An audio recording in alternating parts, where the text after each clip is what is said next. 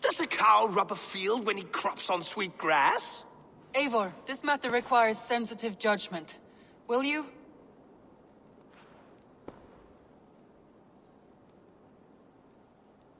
Of course. From the beginning, please.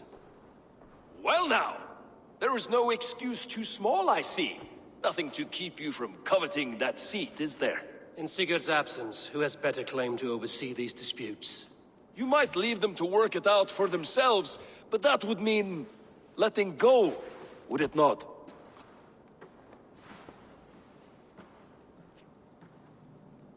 Please start again. Tell me all that has happened. I will start. I have been falsely accused by this Saxon Philistine. A Philly what? Are you mocking me? Silence, please. I will hear both of your complaints and render a decision, awarding compensation if needed. Understood? Rowan, tell me your version of these events. As you are aware, Holger and I are neighbors. Near enough that I often catch him at my stables, stealing my tools. Borrowing. Holger, let him speak. Stealing, borrowing. My point being, I have always allowed him to use whatever he pleased. I greatly admire your Norse generosity and had hoped to match it. But this morning, Holger stretched the limits of my grace. Entering my stables for their feed, I found my most beautiful, gentle mare stripped of her tail. Bereft, not a strand in sight. I am ashamed to say my natural suspicion drew me to Holger, and how right I was. For when I peered across the lane, there he was, gripping a horsetail brush slathered with indigo, dragging it across a sheet of Painting, Rowan. I was painting. You make it sound so crude.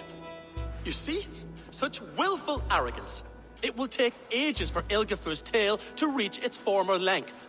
I demand compensation. I understand. Thank you, Rowan. Holger, let me hear your side. Eivor, you have known me as a skald for years. You have seen how my poems bring life and joy and wisdom to our people. And you know that my work requires a certain, let us say, freedom.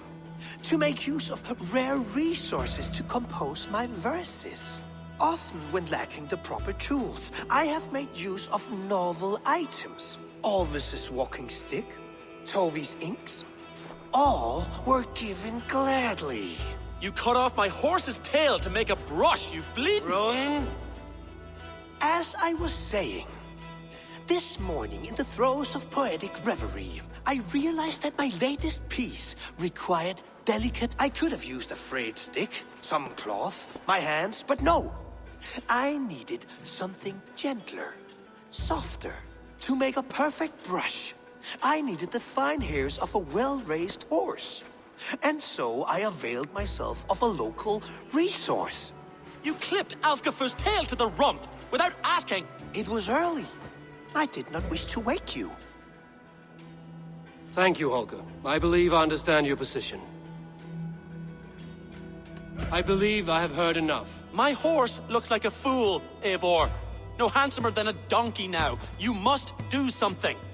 Do not conflate hair with beauty, Rowan. She remains radiant. Elgifur's hair will grow back in no time. Quiet, both of you. Now listen.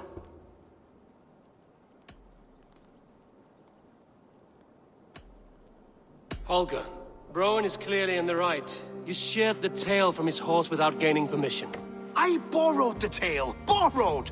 Does the reality of regrowth not make this a victimless crime? It is a two-victim crime, Holger. Though they are unharmed, you took without asking, and that will not do. As the horse's value has diminished significantly, you will pay Rowan its market price. But the horse was not for sale. Rowan, admit it. My decision is final, Holger. Pay what you owe, and meet tomorrow as friends. And if I do, may I keep the horse? Pay the man and be done with it. Rowan, does this satisfy you? It does.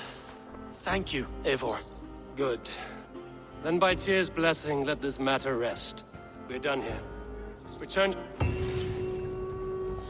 Would you allow me to pay you with a vice? vibrant painting.